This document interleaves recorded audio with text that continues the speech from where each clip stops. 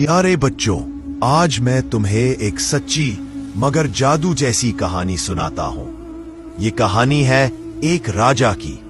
ऐसा राजा जो बहुत बहादुर था और शहजादों जैसी आरामदेह जिंदगी गुजारता, मगर उसकी कौम भूख में थी, कैद में थी, खामोश सहमी हुई, क्योंकि इस कौम पर एक बदतरीन हाकिम मुसल्लत था।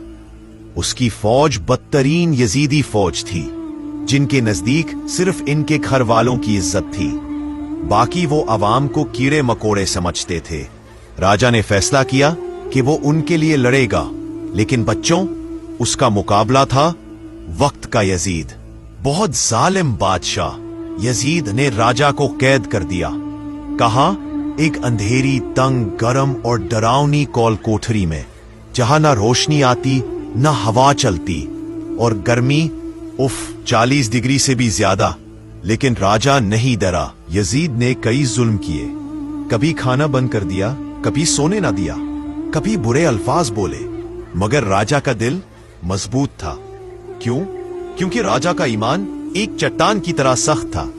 वो कहता, मेरी मौत अल्लाह के हाथ में है, मैं सिर्फ उसके सामने झुकता हूं जिसने मुझे बनाया है। और राजा जेल की दीवारों से अपनी कौम को आवाजें देता, प्यार से समझाता, गुलामी अच्छी नहीं होती, खुदा ने तुम्हें पर दिए हैं तो तुम जमीन पर क्यों रेंगते हो? अगर ताकतवर के लिए कानून अलग हो और कमजोर के लिए अलग, तो वो कौम कभी तरक्की नहीं करती।